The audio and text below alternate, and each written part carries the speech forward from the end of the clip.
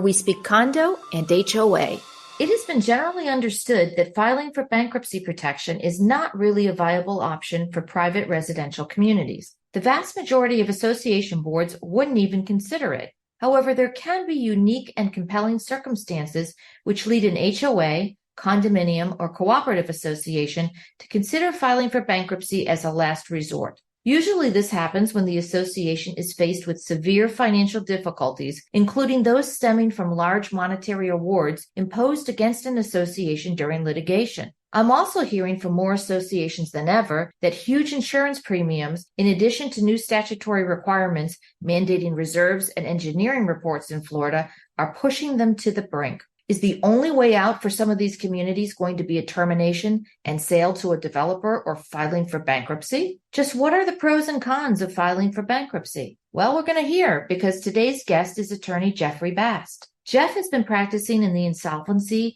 and litigation arena for 30 years. He guides business clients through all types of insolvency-related issues, including bankruptcy and bankruptcy avoidance, emphasizing corporate reorganization, workouts, and liquidation. Jeff represents corporate and individual debtors, shareholders, trustees, receivers, indenture trustees, and creditors committees, as well as secured and unsecured creditors in workouts, reorganizations, and litigation. After law school, Jeff completed 2 bankruptcy judicial clerkships in Texas and Florida. He then practiced law in the restructuring groups at 2 international law firms, working his way up to equity partner at both firms. In 2008, Jeff left the big firm life to start his own solo practice. In 2009, he founded Bast Amron LLP with his partner Brett Amron. Jeff is a frequent speaker and writer both in the U.S. and abroad on topics related to insolvency. Jeff has been recognized by his peers and numerous publications for professional excellence, including Best Lawyers in America, Chambers and Partners, Martindale-Hubbell, South Florida Legal Guide, and Florida Super Lawyers. So Jeff, welcome to Take It to the Board. Thank you, Donna. Thanks for having me. Happy to be here. So can you walk us through the differences, Jeff, between chapters 7, 11, and 13 of the U.S. Bankruptcy Code? Sure. Chapter 7 is liquidation, and that can be for an individual or a corporation or an entity. And essentially in a Chapter 7, the debtor hands over its keys, I like to say, to a trustee.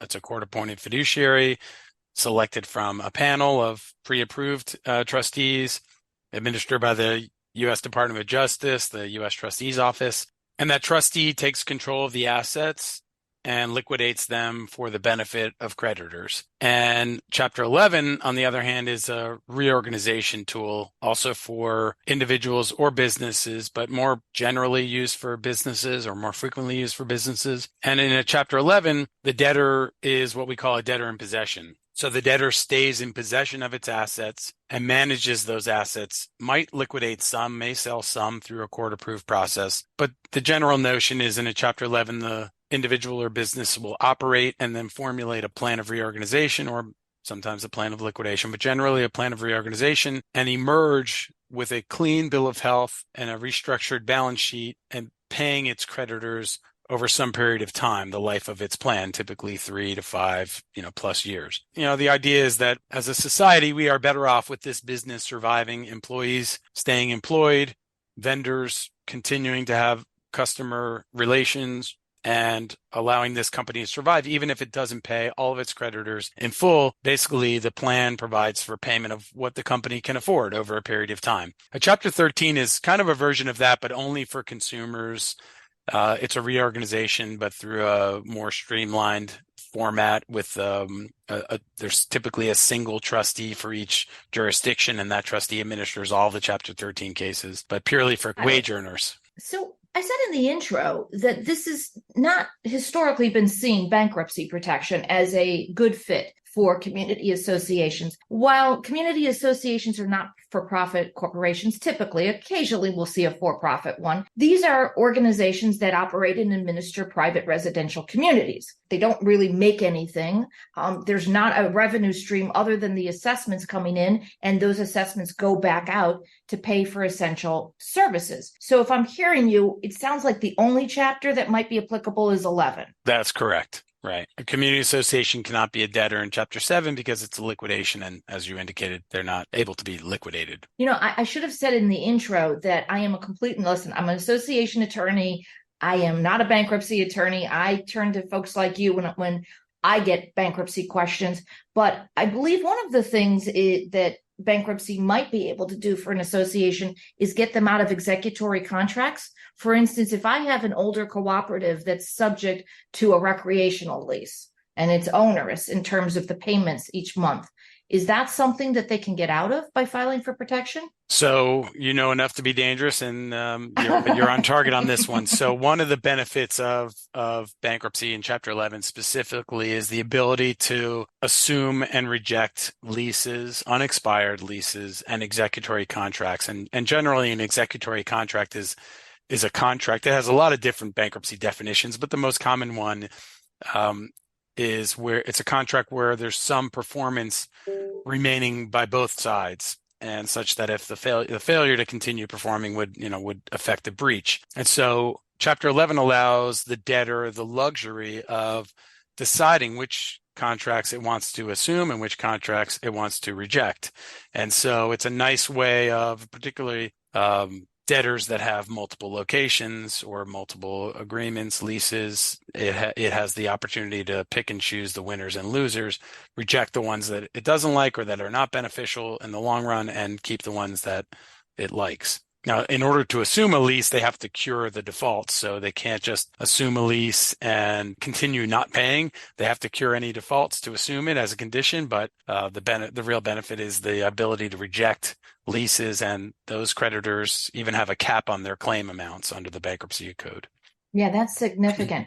I imagine when a potential client comes to you for a consultation, whether it's an individual, it's a for-profit business, or even in a community association, you kind of walk them through to figure out whether or not their financial stressors are temporary and there's alternatives to filing for bankruptcy. Can you just sort of talk us through, what that consultation would look like in terms of figuring out whether or not this is a temporary situation or they really do need to seek protection? So, yeah, I mean, the process of determining whether a debtor is a good candidate for restructuring through bankruptcy is a process. This is not a one-time conversation, and certainly not something we determine on an initial consultation.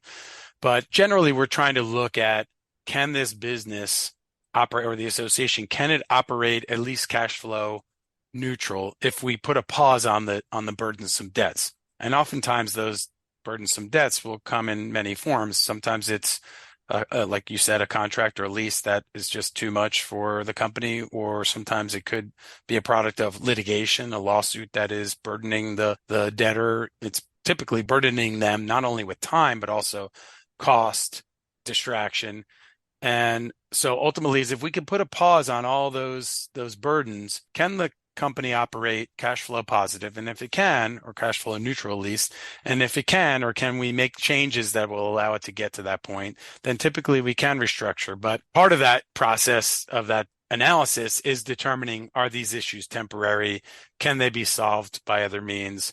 We always look at bankruptcy as an option of last resort. I'm a bankruptcy lawyer, but I always like to say that I'm a bankruptcy lawyer who specializes in bankruptcy avoidance. If I can keep a client out of bankruptcy, I will always do that. In fact, if I can keep my client out of any court proceeding, I will always do that. And that's litigation as well. Now, sometimes it's necessary, and certainly we know how to take clients through litigation or through bankruptcy, and we do that very often. But I always will like to try to determine if we can resolve these issues either through an out-of-court workout or some alternative financing arrangement, or any other vehicle, before we're going to march them into bankruptcy court. One other thing is, I'll say, I don't like to go into bankruptcy unless I have a plan to get out. It's kind of like the rule I use with my kids always. They want to climb a tree or climb anything.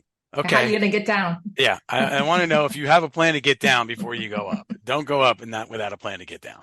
So, Jeff, aren't there some alternative solutions a community association can consider, like renegotiating contracts or raising dues, or pursuing delinquent members, maybe passing a special assessment? Yeah, absolutely. And I would encourage any association that's considering bankruptcy, including our clients, to explore each of those alternatives before they file the bankruptcy. But those are not unlimited resources. As you know, you can't just keep passing special assessments. You need to pass only what can be afforded by the members. So there are some limits to those available solutions. But even trying to take a loan, if an association is having some of these issues, they're not going to be a very attractive bank customer. Correct. If an association is struggling with, on the brink of solvency or on the brink of insolvency, then the ability to get traditional financing is going to be limited. Well, you mentioned creditors, and look, they want to get paid. But let's say we have an association that just decides we're not going to pay you. We don't have the money.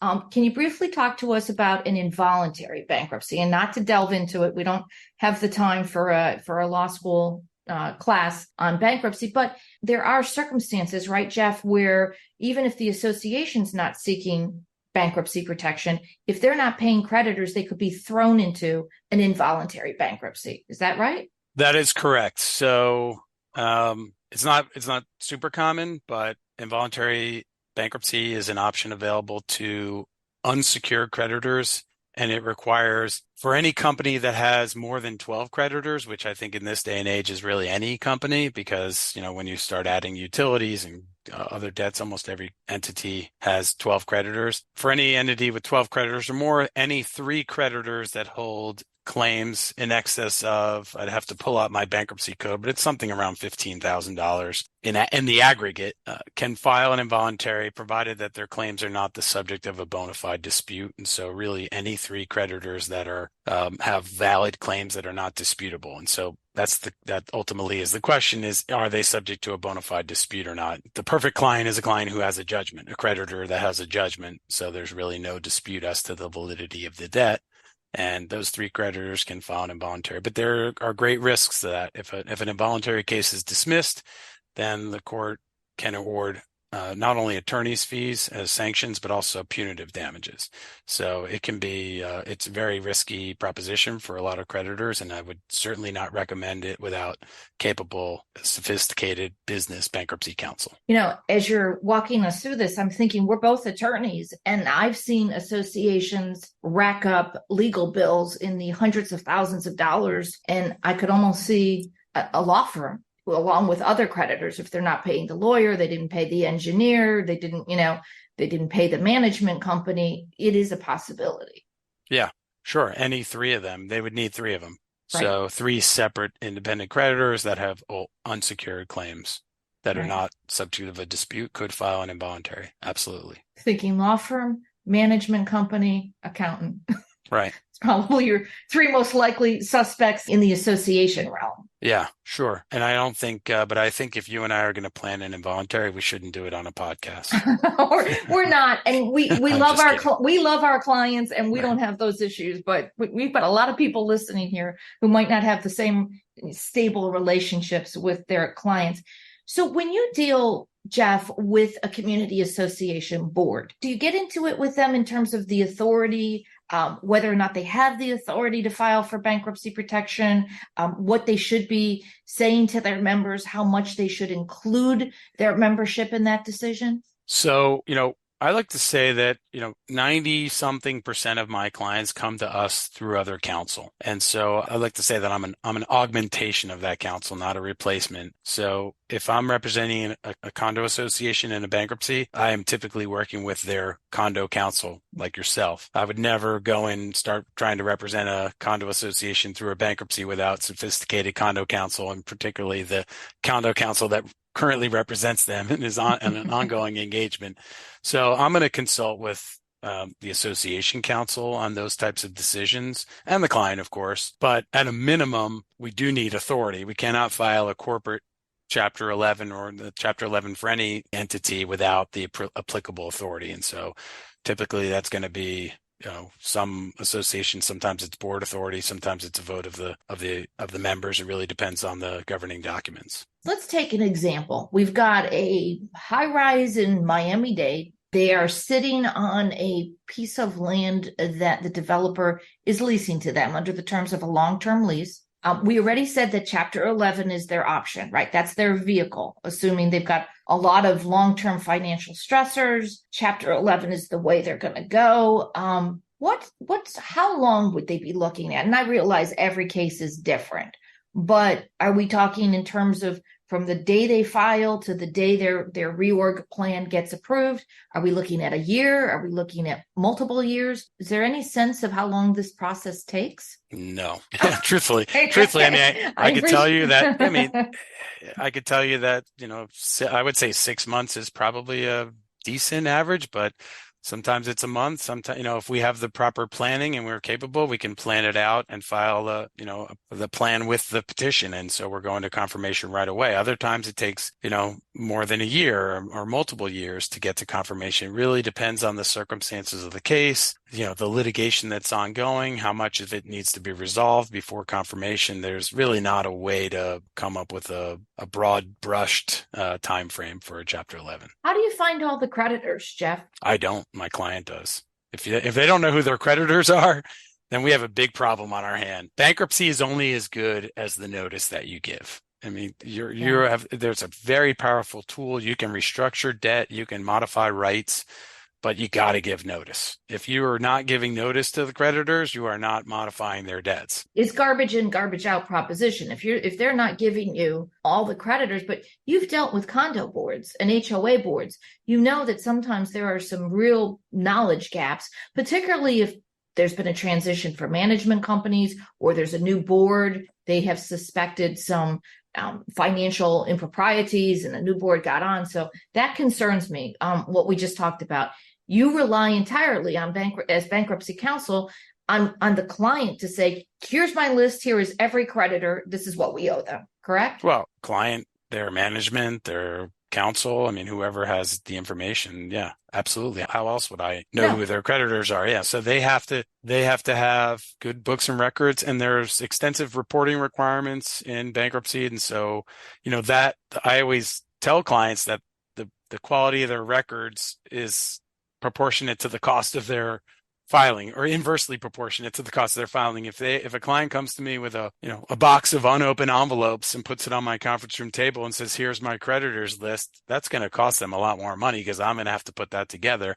Whereas if they can send me a spreadsheet, an Excel spreadsheet, or using some software to provide their creditors list, then that's obviously much more efficient. But they're going to know that, and because I'm going to tell them that, what I just told you about notice, that the bankruptcy is only as good as the notice that we give. And the other thing is that we're always going to be over-inclusive. So if somebody may or may not be a creditor, they once were, we're putting them on the list if we have it. But I can't create a list without the client's help. I imagine when somebody's discussing with you that they might potentially file for bankruptcy protection, you're asked what the lasting impact will be, how long the impact will be. Do you get that question often? I know there's still somewhat of a stigma in terms of filing for bankruptcy. How do you address that? So how long does it last on your records is an individual issue. It's whether, it's how long does it stay on your credit report, and the traditional wisdom is 7 years.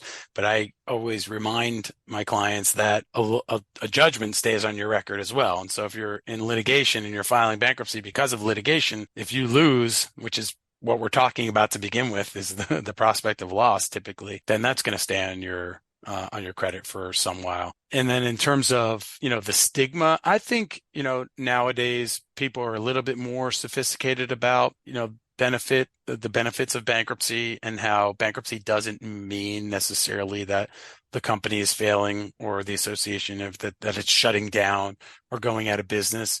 We'll typically help our clients craft a message for, their various constituents, vendors, members, et cetera, so that they can calm everyone down and explain the process, that we're still in possession, we're still operating, we're going to continue to operate. The plan is to emerge, as a general sense. And I do think people have seen now over the years in the news major companies that file and they see that they're still operating, and maybe they don't understand the nuance. But I think I'd like to say that the stigma has declined a bit. I hope so. Yeah, listen, I know some people personally that think would have benefited from filing for bankruptcy protection, and again, it was just like telling them they should jump off a cliff. It was a very scary proposition, but it probably Sure. would have benefited them and helped them get back on their feet quicker. Sure. Is everything public record in terms of all of the pleadings and all of the proceedings? Yes.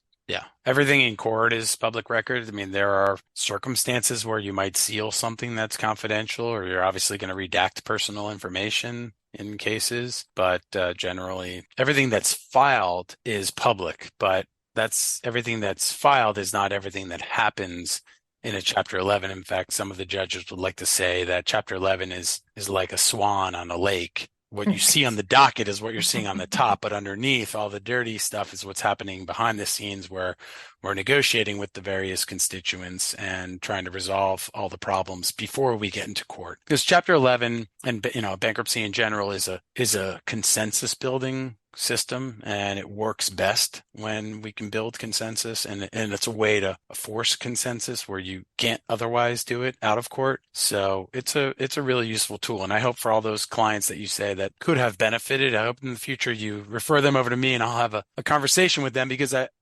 do think a lot of people view it as a sign of failure, but it really isn't. It's something that, look, our forefathers put it in the Constitution. The Congress shall enact uniform bankruptcy laws. It's the same reason we have erasers on pencils. People make mistakes, and the bankruptcy process is designed to give an honest debtor a fresh start, and doesn't necessarily mean that you're a bad person or that you're a failure or anything else. The founders might have put it in there because historically there were debtors' prisons. Right. Yeah. Right. So they want to make sure they clean that up. Well, the reason I asked that question is because I'm wondering about any impact on sales in a community. Now, I will tell you, Jeff, that, I've had a lot of guests on here. I've had real estate professionals, and we talk about how much due diligence do most potential purchasers do when they're buying a condo or a cooperative or a home in a homeowners association. And I can tell you, the answer is not enough. So most people are looking at the more superficial things in the community. What does the unit look like? What's my view? How much do I like the pool? They're not really looking at, how old's the roof? Is there a generator in this building? Very, very few search the civil court docket to see how litigious the association might have been. So I can't imagine that they're really doing a search to see if the association has filed for bankruptcy. But that's the reason I asked that question. I also will tell you, in terms of screening, one of the questions, and I just had a guest on a couple months ago talking about background screenings. And one of the things that associations are looking into is whether or not an individual has ever filed for bankruptcy protection. So Sure. I liked your analogy of an eraser. And what would you say to boards who rely on that and think, oh, this person filed for bankruptcy in the past? We have to turn them down because they're likely not going to be able to afford the assessments here. I would say, let me see the case. Let me look at the case, because there's so many factors that might drive someone into bankruptcy. And, it's kind of like, you got struck by lightning in a certain place saying, I'm never going to go to that place again. Well, what are the odds that you're going to be struck by lightning in the same exact place 2 times? So what are the odds that a debtor is going to file a bankruptcy again? I don't know the stats on that, like every individual, nor would I try to apply those stats to any particular debtor, but we've definitely seen our fair share of serial debtors over the years. And I just think, as a general proposition, the idea that somebody filed bankruptcy on its face may not appear to be a favorable consideration. Applicant. Yeah. But it really depends how long ago, what type of bankruptcy, why'd they file. I'd want to know more. I don't think you could just judge potential resident on that basis alone. And the other thing, you were asking about the impact on sales and whether or not people would pick that up in due diligence. I think that if you did pick it up as a potential buyer, I would suggest that in the initial reaction would be, I'm not going to buy that the association's in bankruptcy or just got out of bankruptcy. But again, I would say the same thing. Let us look at it a little closer to figure out why they filed. This actually this might be the best place to buy because the association just emerged from, or they're about to emerge from bankruptcy. And so we have a very good sense of, one, we have great financial data because there's so much reporting in bankruptcy. There's a tremendous amount of transparency. And 2, they may be emerging with a clean bill of health. And, it's a perfect time to buy.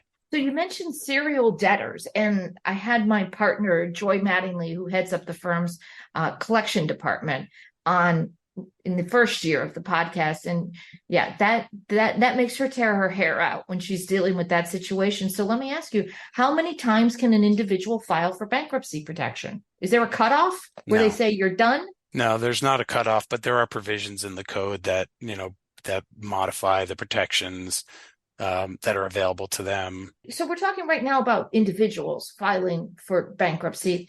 Can you briefly tell us about the automatic stay period? Because this comes up a lot, because Jeff, we have associations that not only is the person not paying, but they may also be violating a lot of the rules and regulations. So our conservative approach has been going and sending that person, that violator, a notice about you're parking in the wrong spot, or you have a guest or a tenant violation, that might be a violation of the automatic stay if they've also, applied for petition for bankruptcy protection. So the automatic stay is an aptly named tool for bankruptcy. It is a stay and it is automatic. So when a debtor files for bankruptcy, that filing operates as an order for relief, and that order for relief effectuates an automatic stay. Now, some parties may not have notice of that automatic stay, and so you have to give them notice, and that typically is done in litigation by filing a suggestion of bankruptcy or notifying creditors by ordinary means, by mail. But the stay is automatic, and it stops any action or effort to collect from either the debtor or the debtor's assets.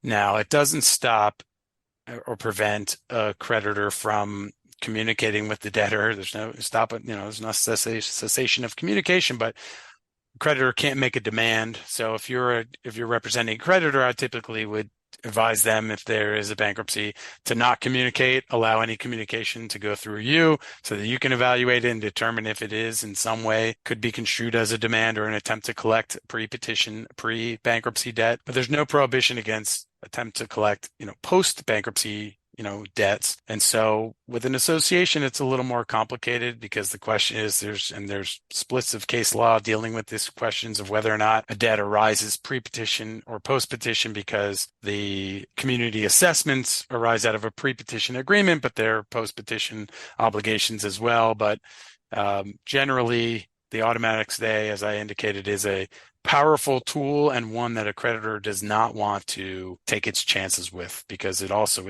carries with it very compelling sanctions, provisions. Right. And that's something that our managers in these communities need to know about, because sometimes they're not keyed in as to what's going on, that this individual has filed for bankruptcy and is subject to an automatic stay.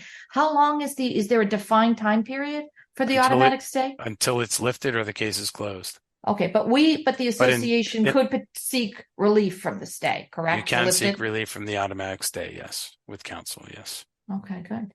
Yeah, so that was my question with regard to, if I'm sending a letter saying, hey, you're parking in the wrong spot, we're going to fine you. I think that's a no-go. If they had been parking in the wrong spot pre-petition, then I would say you can't fine them. If they, I guess, are parking now currently, then it's a little bit more nuanced. Needs a legal opinion. Exactly. So you've been doing this a long time. What are some of your top tips for people or businesses to avoid bankruptcy? And that may sound like a very unsophisticated question, which is just pay your bills. But that would be tip number one. But do you have any other advice for people in terms of avoiding bankruptcy? Obviously, paying your bills, budgeting, planning are the key ways. If you're growing, make sure the growth is calculated and that the company can bear the burden of the growth. And good communication with vendors, customers, relations is always an important quality. But oftentimes when we come in, creditors have had no communication. It's one thing if you're failing to pay a debt when it becomes due, but it's another thing when you're not answering the calls either. So when you have no information, you start making assumptions, and oftentimes the assumptions are going to be the worst assumption. They're assuming the worst. And so oftentimes when we come in, our first job is to reestablish credibility because our clients have gone dark on the creditors. And so we have to assure them that there was no, ill intent, nothing, bad happened, nothing was absconded with, there haven't been transfers to new companies. So I would say, besides paying your debts and budgeting, communicating with the various parties is the best, the best tool. And then the other obvious answer is consult with someone like me early, because the earlier you consult with restructuring counsel, the more options you have available. With the passage of time, the options diminish dramatically. And oftentimes clients will come to us, talk to us, we map out a plan, then they decide not to go forward with it. And then they call us a year later and say, okay, now I'm ready, but I have an additional $4 million of debt and I personally guaranteed all of it. And, it's a problem. You do forensic audits when you onboard new clients? I do have people in my staff who have forensic expertise, but we typically are not going to do a full-blown audit. We will very often bring in financial advisors or forensic accountants to work with us who have that capability, but it's not usually going to make sense for a client to pay a law firm to do accounting work. So we're going to leave that to the experts. Look, I asked you for top tips. I imagine one of them is if you get a company or an association who hasn't done an audit in years, so they really don't have any idea whether or not fraud has perhaps taken a foothold in the organization. Maybe one tip is make sure you are, fiscally responsible. Sure, absolutely. Fiscal responsibility. Right at the top of the list. Yeah, it's right at the top of the list. Absolutely. I'm always shocked with these high profile bankruptcy cases. I mean, right now we just heard that WeWork has filed for bankruptcy protection. I mean, there's any number of huge cases that get filed every year that the media reports on. And yet it's interesting to me that with some of these very high profile bankruptcies, the debt restructuring and reorganization, that the management team that was in place that contributed to some of the problems that led to the bankruptcy are the same. It's the same team that's in place throughout the reorg. And not always. I would say okay. Not always. Not. I just want your take on it. What do you think of that? So first of all, oftentimes they're not. If there was some type of misconduct, then you would often see that those parties, those individuals removed. Oftentimes restructuring advisors come in before a filing like that, and they will stay on. But you need some continuity. And so you'll see in a lot of these cases, key employee retention plans approved by the bankruptcy court on the early stages with bonuses to these folks. Because think about it, if you want this company to survive, you need people to stay. And there's a question as to whether or not the company is going to survive. Certainly, it's file Chapter 11 for that reason. So if you want to stop the key employees from just starting to go interview and abandoning ship, you have to compensate them to keep them around for continuity's sake. Now, I will say in the circumstance where, a board has made bad decisions, oftentimes there's insurance, director and officer liability insurance. That's one of my firm's specialties, is pursuing claims against the former, and keyword former directors and officers of a company that led to a business failure. And that often can be a real source of recovery for creditors. And sometimes it's the only source of recovery for creditors. And that's why we will do it on a contingency fee basis. And I've always thought that associations would want to pursue that. We have never handled one for an association, but I always thought that there has to be opportunities where associations may replace a board. A board comes in, replaces the board, and realizes what a terrible job.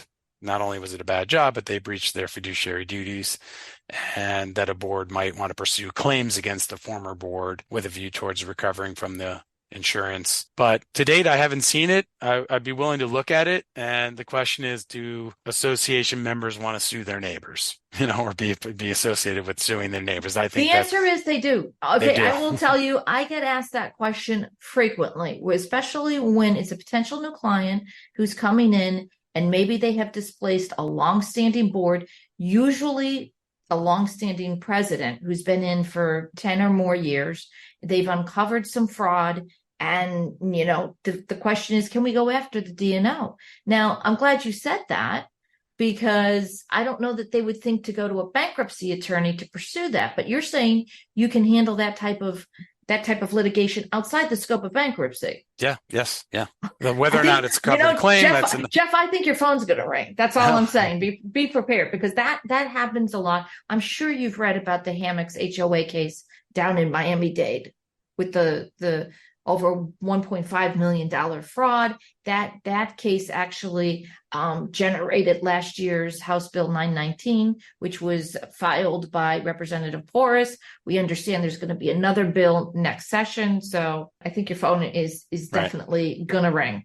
Yeah. Most of those policies exclude coverage of fraud, but there may be misconduct that doesn't rise to the level of fraud that could be actionable and recoverable. Do you think we'll see more associations filing for bankruptcy in the future? I think so. I mean, I think we're at a point with interest rates rising and the availability of, capital diminishing, as a result.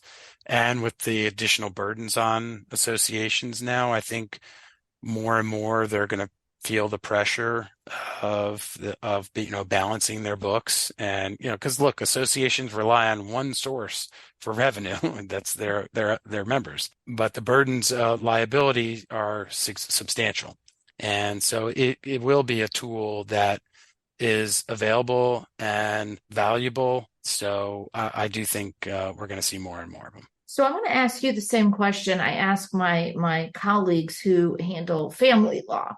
And they do not often see people at their best. They see people who are getting divorced and they're stressed and there's custody issues. And I ask them how they cope with that, because it can be very emotional. I imagine your practice can also be very emotional. It is. It can be. And I have seen, marriages, fracture, and grown, adults break down in tears in my conference rooms. And I consider myself not just an attorney, but sometimes a therapist. And I like to say that I sell peace of mind. And sometimes when a client's evaluating the benefits and risks of a bankruptcy, I will ask them when was the last night they had a good night's sleep, last time they had a good night's sleep. Because, we talked about this earlier, that people view it as a failure. I'm a failure. Yeah. And you're not a failure. Your business failed. You may, or might be failing, and even the use of the word fail or failure is inappropriate. But you're not a failure. You took a chance and it didn't work out. And but here's this tool that can help us fix things. And I'm fortunate. I am fortunate that I can make a living by helping people who are in a situation where they don't know where to go.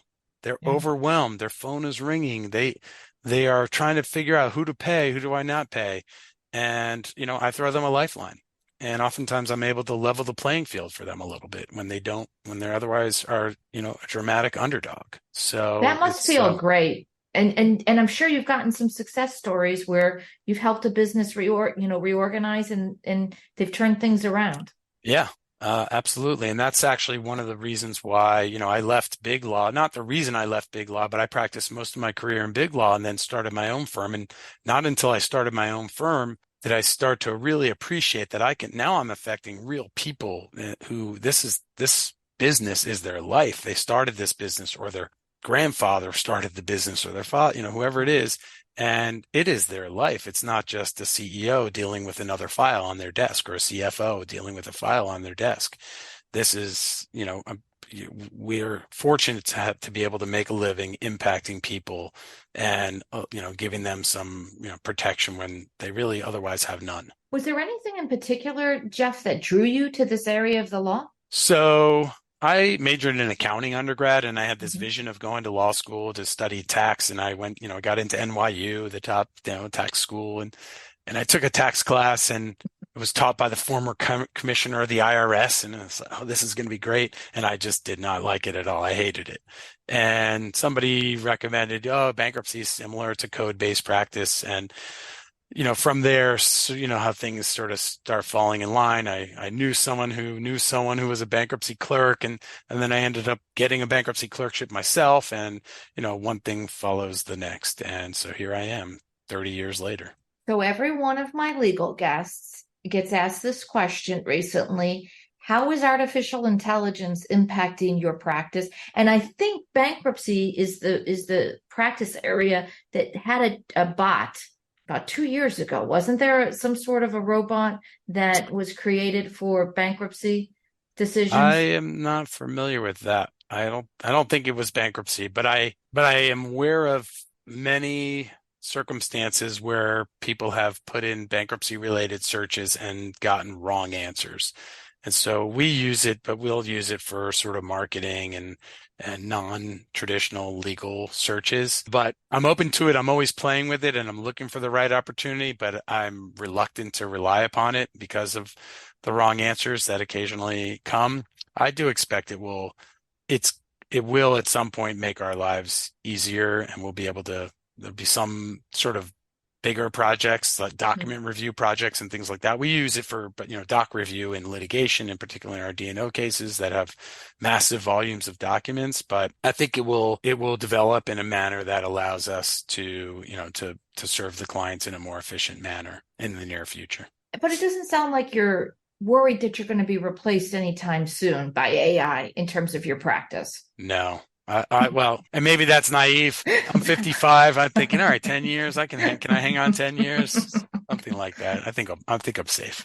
I think you're safe too. And it's the same thing for association law because it's a very personal relationship, right? And it's not just about spitting out case law and, statutory citations. It's really working with people and problem solving. Absolutely. Absolutely. I don't think we'll see AI replace the human connection anytime soon, but certainly it's going to help in a lot of ways. Well, I want to thank you for your time. This has been great. And I know we've got a lot of people listening who hopefully will have a different view now about bankruptcy, what's involved, and what the possible advantages could be. Where can people find you? They can find me my email is a great way. I'm an old school kind of guy. Imagine that that's old school nowadays. I'm not giving out a fax number anymore. My email is jbast@bastamron.com. I am active on LinkedIn. You can always pick up the phone and call me at 305-379-7904 or, just knock on my door. And you have a podcast, and you have a podcast too. We have a podcast. It's not quite as exciting as yours, but it's called The Practice and it's available on Spotify and wherever you get your podcasts. Jeff, I'm available as a guest anytime you want. We'd love to have you on, Donna. We'd love to. Thanks so much for joining us. Thank you. Thank you for joining us today. Don't forget to follow and rate us on your favorite podcast platform or visit takeittotheboard.com for more ways to connect.